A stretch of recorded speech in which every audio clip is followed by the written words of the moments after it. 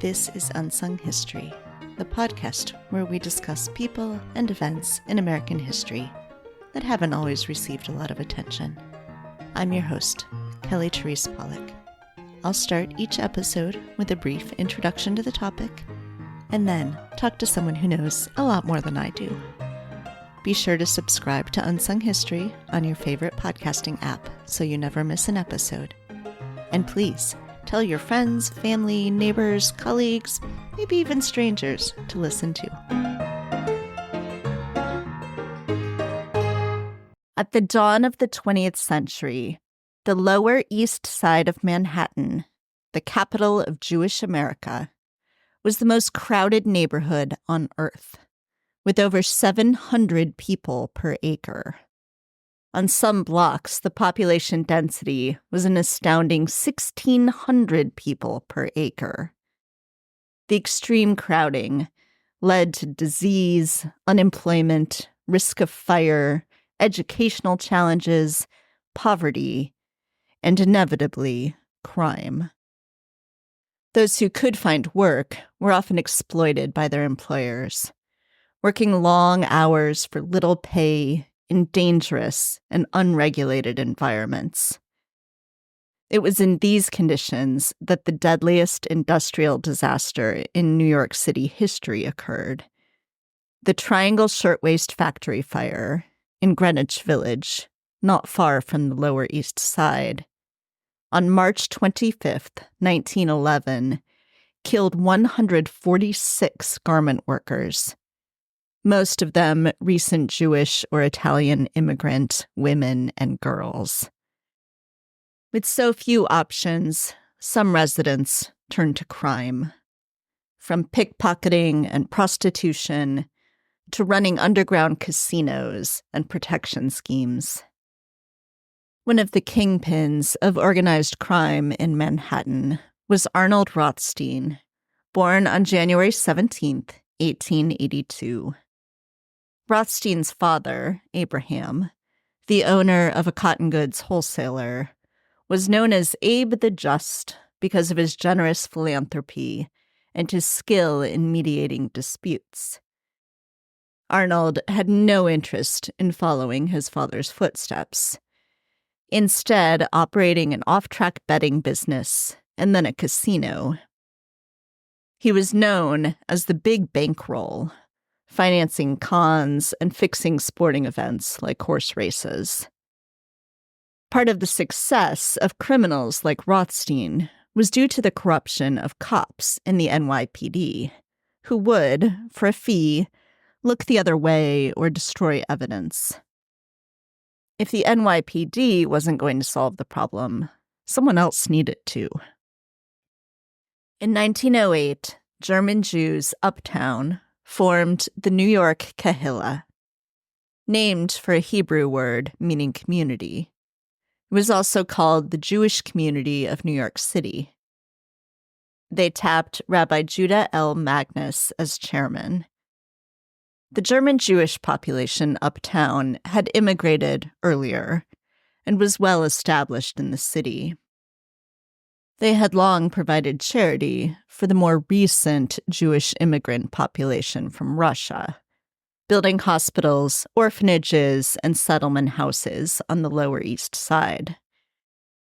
After the very public murder of bookmaker Herman Rosenthal by Jewish gangsters in 1912, the Kehillah became concerned about the effect that public attention on Jewish crime would have on proposed anti-immigrant legislation. Just a few years earlier, NYPD Police Commissioner Theodore Bingham had published a piece blaming what he called Russian Hebrews, saying that Jewish people were responsible for half the city's crimes. In the wake of the ensuing scandal, Bingham was forced to retract his claims, blaming unreliable statistics. Rabbi Magnus suggested to the Kehillah that they organize a vigilance league to put pressure on the corrupt police department to do something about the crime. The Kehillah tapped Abe Schoenfeld, son of labor leader Meyer Schoenfeld, to lead the effort. In 1911, Abe, then only 20 years old, had begun freelancing as an investigator for reform committees, writing reports on prostitution in the city.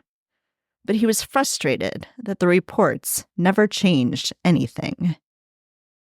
Rabbi Mangus met with Schoenfeld just weeks after the Rosenthal murder, and he piqued Schoenfeld's interest, saying, quote, "Investigation without action is a habit that ranks high among the credentials of hell," unquote. As a first assignment, Mangus gave Schoenfeld $2,500 to identify an NYPD cop who was being paid off by Dollar John Langer, then the biggest East Side gambler. Schoenfeld succeeded. After other early successes, New York Mayor William Gaynor agreed to bring Schoenfeld and lawyer Harry Neuberger into the NYPD. In 1913, Neuberger was named 3rd Deputy Police Commissioner, and Schoenfeld, keeping a lower profile, was officially his secretary. In the NYPD, they joined forces with trusted cops, like Honest Dan Costigan and Isabella Goodwin, the NYPD's first female detective. Together, they were the Incorruptibles, those who couldn't be bought. The Incorruptibles quickly set to work, raiding casinos, capturing drug dealers, chasing after pickpockets, and crusading against prostitution rings. Schoenfeld continued to write up reports for the Kahila, who in turn continued to provide funds for the operation. Sometimes, though, their efforts were closer to vigilantism than policing. As Schoenfeld once told the team, quote, "I don't think we should be very much enamored with the possibilities of court convictions, because it seems that in most important cases we cannot get them. My firm belief, however, is that since the means justify the ends, we should admit for the present time that it is necessary to fight the evil with less law and more force," unquote. Regardless of their tactics, they were successful in fighting crime in the Lower East Side. Perhaps too successful, as the disruption of the criminal element destabilized the economy of the neighborhood. Mayor Gaynor died suddenly of a heart attack in September 1913, and his elected successor, John Purroy Mitchell, had no interest in keeping Neuberger and Schoenfeld in the NYPD. The Incorruptibles disbanded in February 1914. That spring, Neuberger and Schoenfeld set up a private office funded by the Kahila. But as Europe headed toward war that summer, the Kahila lost interest in the Vigilance Committee, turning its attention abroad. By 1917, they stopped funding Schoenfeld and Neuberger altogether. The Incorruptibles may have folded, but crime didn't. Arnold Rothstein continued his criminal enterprise. Although never convicted, he was suspected of having paid off 8 members of the Chicago White Sox to throw the 1919 World Series against the Cincinnati Reds. And when the 18th Amendment to the Constitution, prohibiting the manufacture, sale, or transportation of alcohol, went into effect in January 1920, Arnold Rothstein recognized it as a business opportunity, and he became one of the biggest bootleggers in the nation. Rothstein was so notorious that he inspired the character of Meyer Wolfsheim in the 1925 novel, The Great Gatsby. Rothstein's downfall came at the end of a gun barrel. He was murdered in 1928. After publishing a novel in 1927, Abe Schoenfeld shifted his investigative direction. Working for the American Jewish Committee from 1938 to 1964, gathering intelligence on anti-Semitic organizations and individuals. He died in New York City in 1977 at the age of 86.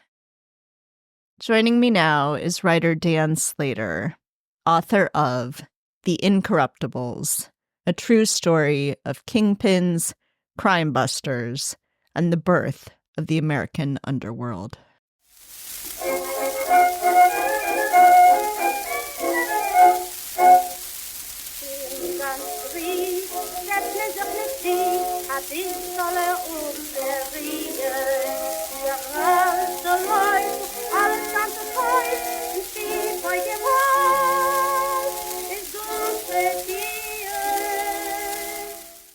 Hi, Dan. Thanks so much for joining me today.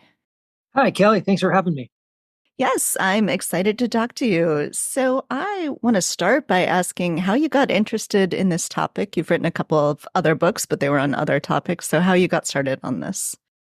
The Incorruptibles came about, and I think what is sort of a common way for subjects to come about, especially for nonfiction people, it was through research on a previous project. I was researching a story about 6 or 7 years ago that I hoped would become a book, but it became a magazine piece. And it was about a group of Orthodox rabbis in the tri-state area, New York, New Jersey, who had a little gang. And their sort of sideline in the underworld was assaulting husbands who refused to give their wives religious divorces. So in the Orthodox world, for a woman to be released from the bonds of marriage, the husband has to sign a contract. This is a biblically mandated thing that goes back thousands of years. So I was researching that story, and I was reading a lot about the history of violence in the Jewish community. And in my reading and research, I came back often to this period in New York City before World War I, and the Jewish underworld of the Lower East Side. And the Lower East Side was a subject I was interested in going back to my childhood. Didn't yet even know that I had my own roots were there. Something I found out later. But I stumbled upon this amazing story of a vice crusade that was essentially sponsored and launched by these wealthy people who lived on mainly the Upper East Side, the uptowners, the Gilded Age people who lived in mansions. They were the German Jews who arrived in the U.S. a few generations before the Eastern European refugees. And they were kind of embarrassed by what was happening. And so they wanted to wipe out the crime downtown.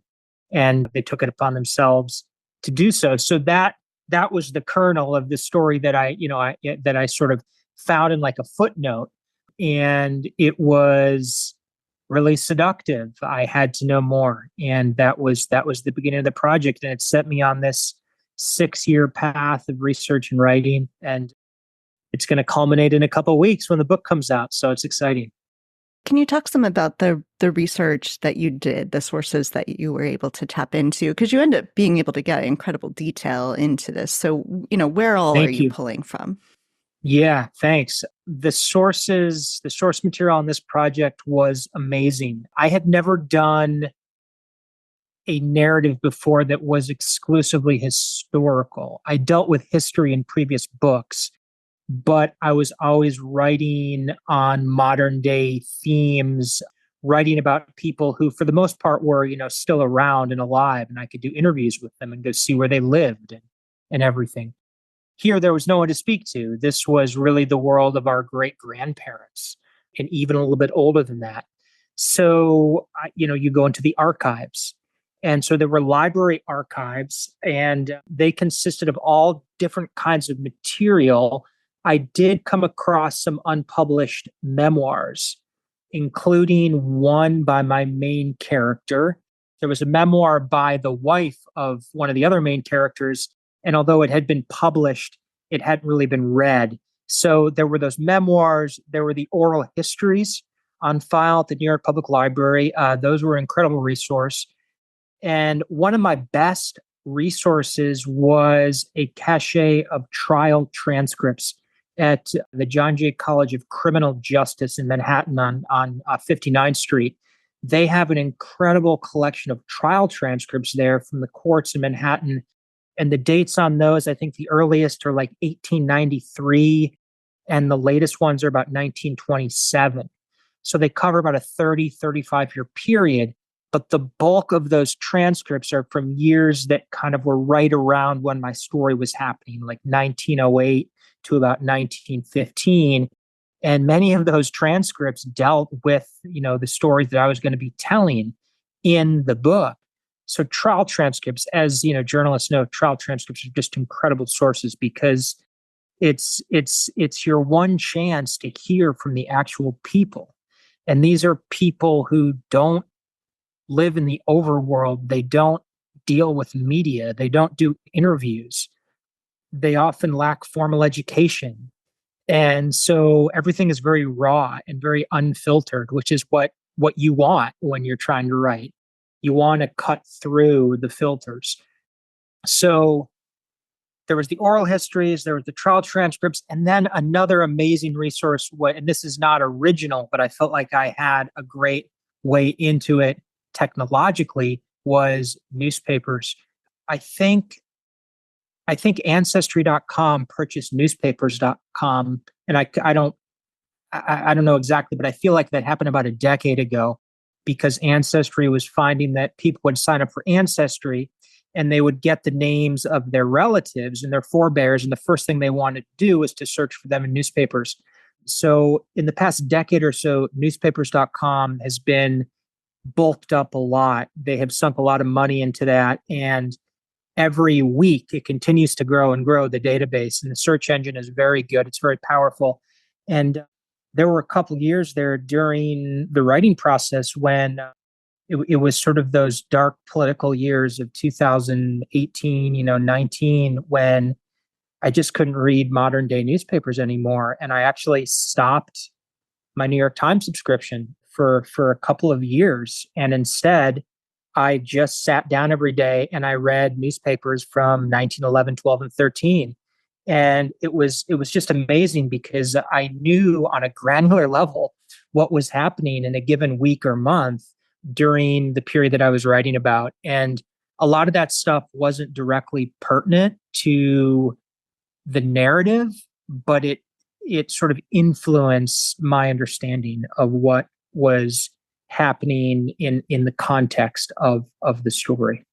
So let's talk about that context a little bit then. So the Lower East Side of New York at this time, it's crowded, really crowded. Yeah, there's a lot of people trying to make a living. Like, what is this like that's going to give rise to these people in your story and the events of your story? So the interesting thing about the context of this story in the Lower East Side and the ghetto of the Lower East Side was that by about 1910, the Lower East Side of New York, and we're talking about south of 14th Street, east of the Bowery. I don't know how many square miles that area is, but it's not huge. It was the most densely packed urban area in the world. There were some square blocks that had over 1,000 people on the square block living. And the people who lived there were fleeing or had fled from another ghetto, which was a much different kind of a ghetto, not the most densely packed, but the largest in terms of area. And that was the Pale of Settlement, which was the western part of Russia that bordered, Poland and stuff. And that was where the Jews of Russia were forced to live, and they were slaughtered there in pogroms over many decades during the 19th century. So you have people that are fleeing the largest ghetto and then settling in the most densely packed one. And in both of those places, there had been a criminal underworld, as there is when you have marginalization and poverty. So that was the context that gave rise to the story that I'm telling in the Incorruptibles.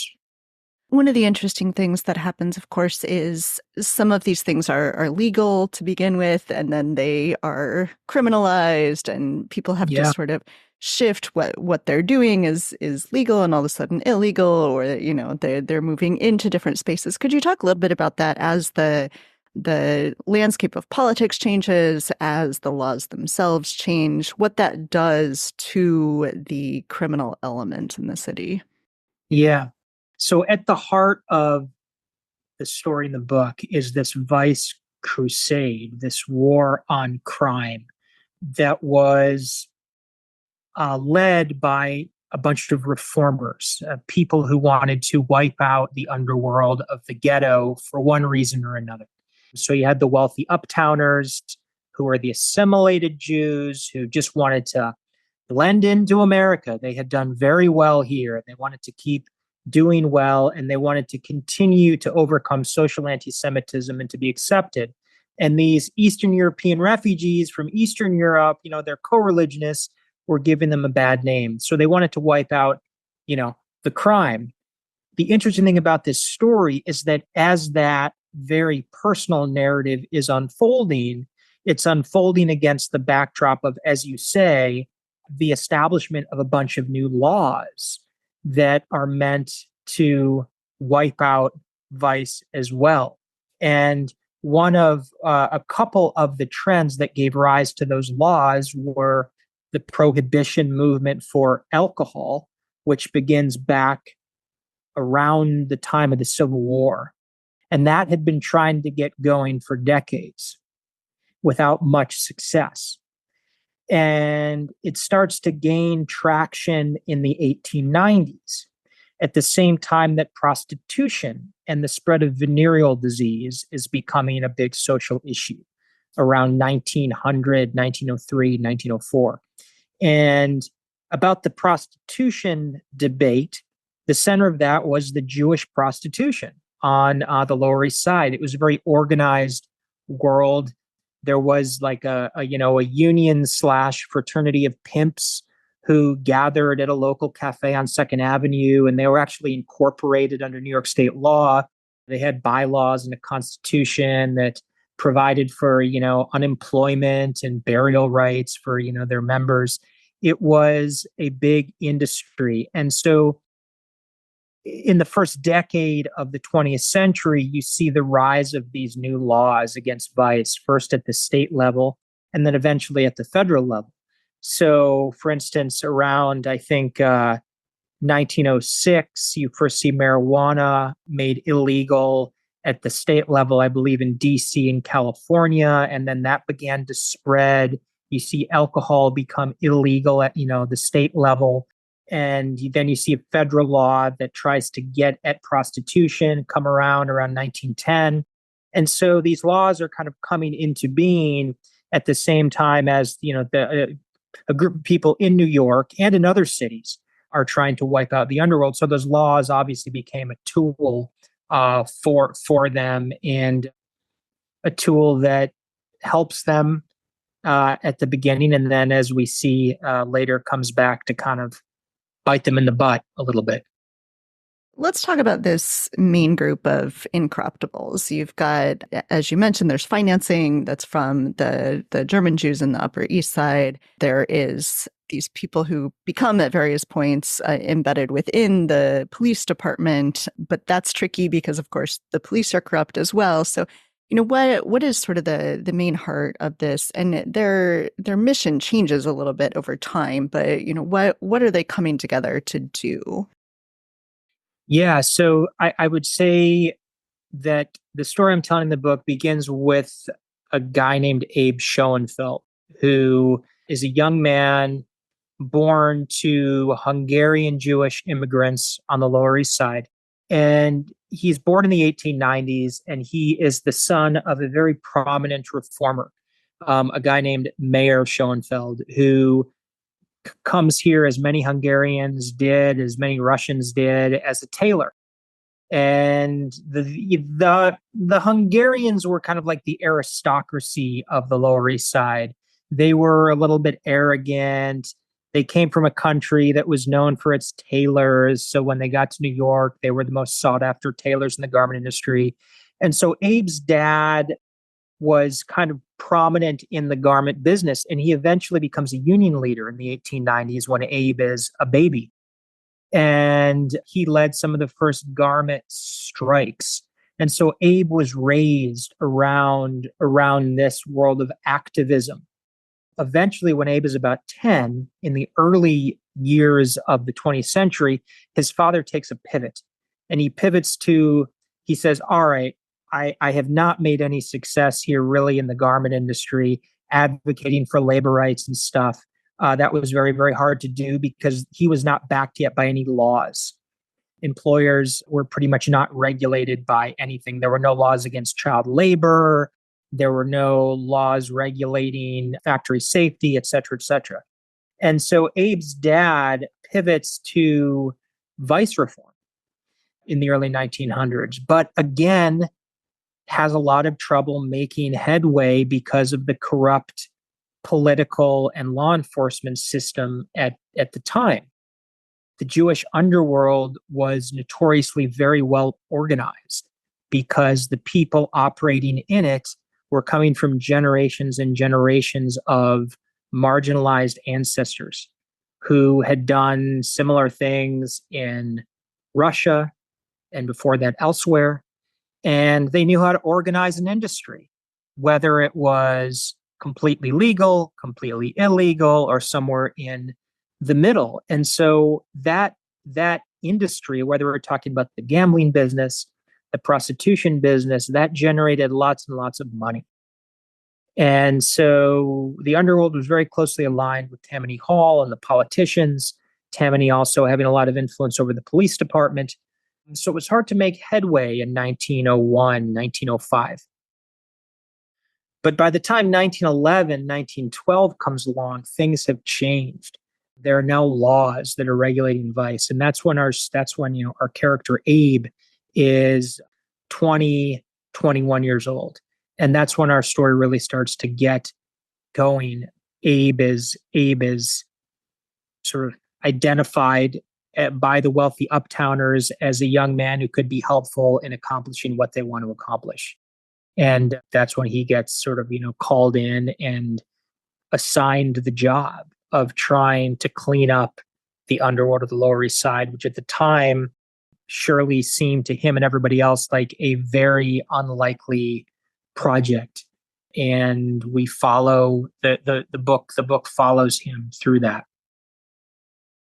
From the setup, people might be thinking, okay, well, there's clearly bad guys, the underworld, and there's good guys, there's Abe, and there's the Incorruptibles. But it's really so much more nuanced than that. And that really comes through in the story that you're telling, that you've got people who, yes, are bad guys, quote unquote, but are offering protection in a way that the police aren't. You've got the Incorruptibles, but then, as they go along, their methods and motives start to shift a little bit. So can you talk a little bit about that and about writing through the nuance of these people who are complicated and the situations are complicated? Yeah, that's a great question. The sort of, the gray area of it all. Abe starts off as a vice crusader, as an anti-vice crusader. This is the sort of the legacy that he's inherited from his father and from the people of the generation before him. And the goal at first, or rather the motivation at first, is really a feeling of shame. You're a Jewish guy in the ghetto. The girls that you went to school with are getting turned out on the street. There's prostitution all over. Every address on Allen Street contained a prostitute of one kind or another, if not a full-blown brothel. It was everywhere. And there were also other things that went along with ghetto life that were embarrassing and shameful. He felt that there was too much noise. He felt that the streets were disgusting and he had to walk through, the fish market on Delancey Street and, ankle high in the muck. And he just wanted to see things nicer, and he wanted the Jewish people to have a better reputation in America. So that's the original motivation. That was part of like the dream. If I could have anything, I would have more of an upright, upstanding neighborhood. But then what happens is he attains this position that he never imagined obtaining. And he has a level of success with it that he never imagined having. And I think with a lot of people, like for instance, like a revolutionary, you start off with a dream and you go for it. And part of the dream is obtained, but then you kind of don't know when to stop. How far am I going to go? How far am I going to push it? And this young man who's kind of an angry 21-year-old who's very brilliant and all of a sudden has unlimited resources at his back, tens of thousands of dollars that he's been given by the German Jewish uptowners. And by the way, $50,000 at the time to Abe was, you have to multiply that by about 20 to get today's dollars. So imagine handing like a 21-year-old guy $500,000 and saying, we don't need the receipts. Just go. And then you have the mayor installing him in the NYPD and letting him hand pick his own squad of cops. So he's got all this power and he has a limited time, he knows, to accomplish what he wants to accomplish. So we do see him push the envelope. So it goes from, I want to clean up my neighborhood to, I want to basically change human biology so that we don't have any more gambling or any kind of prostitution at all. He didn't like movie theaters because movie theaters were these often pretty disgusting places where a lot of bad things happened inside the movie theater. It wasn't just the corruption of crime films. It was worse than that.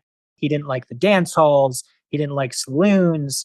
And so we see him push and push and push. And so the mission definitely changes throughout the book, throughout the story of the book. And what's interesting about Abe's personal story is that it does mirror the larger story of the reform movement, because just like Abe goes too far, the country too eventually goes even further than Abe and say, hey, we're going to stamp out alcohol entirely. And that, of course, leads to the very return of the thing that he originally set out to eradicate.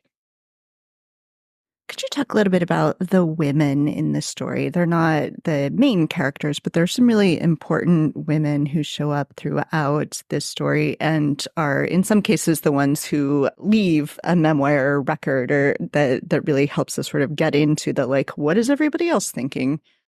Yeah, there are a lot of incredible women in the story. One of my favorite characters that, again, I stumbled across in sort of deep archival documents was Antonia Rolnick, whose nickname in the underworld is Tony the Tough. And I feel like her story was, on the one hand, kind of extreme. And on the other hand, I think it was pretty reflective of the plight of Eastern European Jewish girls who came to the Lower East Side. They accounted for something like 80% of the garment industry's workforce. They usually left school around 8th grade, if they went at all, and they entered the business, worked in factories. The struggle that a lot of them faced was obviously poverty. And meanwhile, there was this bustling prostitution industry around them everywhere.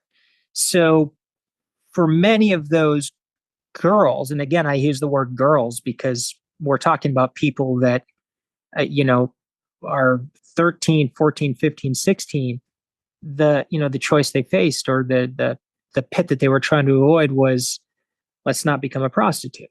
Let's not let our situation get desperate enough that we need to go there. And so that world was fascinating to me. Well, for many reasons, but one of the reasons is that if you went to somebody today and you mentioned this time and this place, New York City, prior to World War I, the reform movement, if they've heard of any part of that, they probably have heard of the garment industry and the strikes, because these were the girls who really galvanized the labor rights movement, as well as the wealthy daughters uptown who hadn't yet really got their suffragette movement going. The wealthy were looking downtown at the ghetto girls and saying, wow, they can teach us something about how to really organize, how to get attention for a cause. So these young women were amazing, and yet they weren't all the Clara Lemlichs and the Pauline Newmans and the women that we read about today in the history books. Some of them wound up in the underworld, and so Tony the Tough was an example of that. And we see her, have a relationship with Abe when they're really young teenagers, and that doesn't work out, and she goes back to prostitution, and then they keep sort of crossing paths again and again throughout the book. So she's an important figure, and she's representative of that whole world, I feel like. Another woman in the story who lived a much different situation, but in some ways similar, was the wife of Arnold Rothstein. Arnold Rothstein's wife was not really an operative in the underworld, but her husband ended up being, the king of it in many ways. And she was brilliant. She happened to be a great writer who wrote a book about her life with Arnold shortly after he died in 1928. And her book became a big source of material for me when I was trying to tell Arnold's story. Arnold, I would say, is sort of the second main figure in the book. You mentioned earlier that you discovered you had a family connection to this area. Could you talk a little bit about that and what it was like to sort of discover that and figure out how you fit into the story? Yeah, that was over my kind of reporting years and my adventures as a reporter and a researcher and a writer. I've definitely had some interesting experiences that a lot of journalists do, but this was one of the crazier ones. I had known that I had ancestors from this time, but not necessarily of this place. When I was in high school, my grandmother self-published an autobiography where she talks about her ancestors. And as far as my ancestry on the whole, I'm 75% Russian Jewish, so like the ghetto side. And then my maternal grandmother is the German Jewish thread. And so she was kind of raised in splendor on the Upper West Side, and she ended up writing a memoir about her family and her ancestors. And through that memoir, I learned that our ancestors had a garment factory that my triple great grandfather had established in the city of Pittsburgh in the 1860s. What I didn't know is that he then handed the company to his son, who was my double great grandfather, who then moved the company to New York City in the 1890s and really built it up. And the factory was right on the edge of the Lower East Side. It was a big, big factory, and they became very successful. And because of that success, they became a target of the labor unions.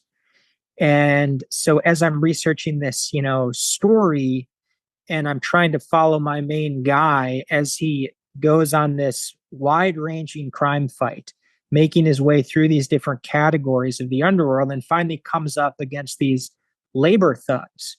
And I don't want to say too much more about that, but all of a sudden I stumbled upon this last name that's not my own last name, but it did sound familiar to me from reading my grandmother's autobiography back when I was 17 years old or something. And that led to a whole discovery of characters that you could not make up, like the boy bomb king, for instance. And that was in trial transcripts too. I mean, it wasn't just then that the discovery of that. It started in an oral history, and then it led me to the archive of trial transcripts, and all of a sudden I'm seeing the boy bomb king on the witness stand testifying to his deeds there.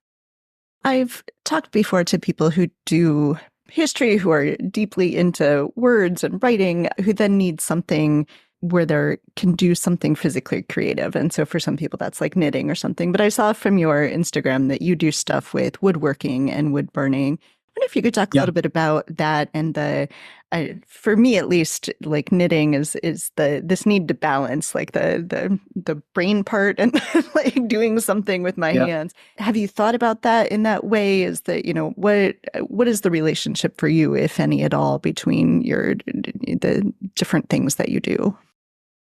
Yeah, so you and your listeners can probably tell a little bit just from listening to me speak that I have a bit of a busy mind, and writing is a place to put that busy mind to work.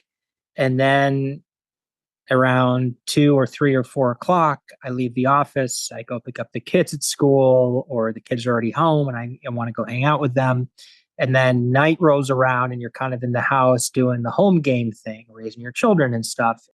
It's not easy I wish it was easy, but it's not easy for me to switch gears, to just shut that off. Try to meditate every day. Don't always get to it.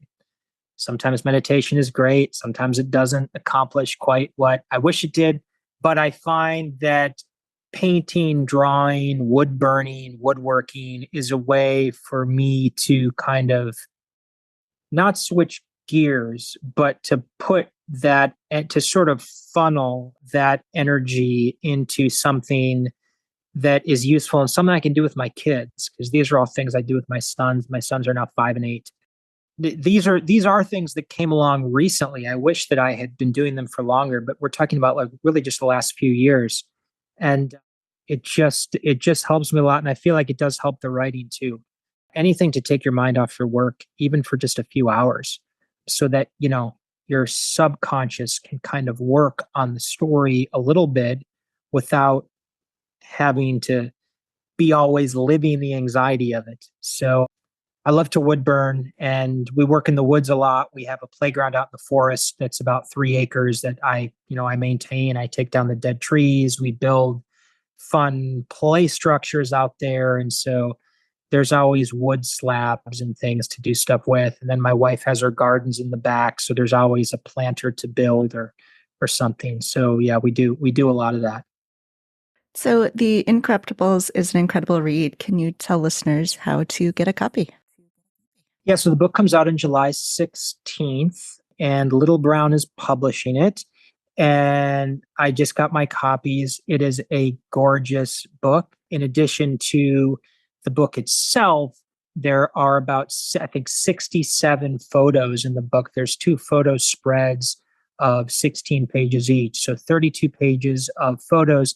And these are photos that have never been seen before. You asked at the very beginning of our conversation about source material, and I neglected to mention another crazy coincidence is that while I was working on this book, this amazing photo archive called Brown Brothers came up for sale. Brown Brothers was a photo news service that opened up in New York City in 1904, and it went strong for about 30 years, and then it shut down. And all the images produced by its photographers got put in a warehouse. And the images sat there for 70, 80 years. And the descendants of the Brown Brothers owners finally struck a deal. They sold the whole thing to an auction house in New Jersey. And the auction house around 2019, 2020, shortly after I started working on the book, they began to sell off the images one by one on eBay. And so that was another just amazing resource, because as I'm working on this book and writing about fairly obscure historical figures like the horse poisoners, for instance, these photographs of the horse poisoners are coming up for sale. And so I was able to acquire a lot of those. I was able to acquire hundreds of them, and about 60 to 70 of the best are in the book. So the book does have those. There's also a glossary of sort of underworld slang in the back of the book. So it comes out on the 16th. There's the hardcover, there's the ebook, and there's an incredible audio version, which is read by a fellow named Jonathan Todd Ross. He did a great job with all the characters and stuff. So it can be purchased wherever books are sold, online or brick and mortar. Yeah, you always hope it reaches an audience, right? You do this for readers. So please, I'm begging you, check it out. Well, Dan, thank you so much. It was a great read and a really fun conversation. Thank you, Kelly. It was awesome to be here and to speak with you.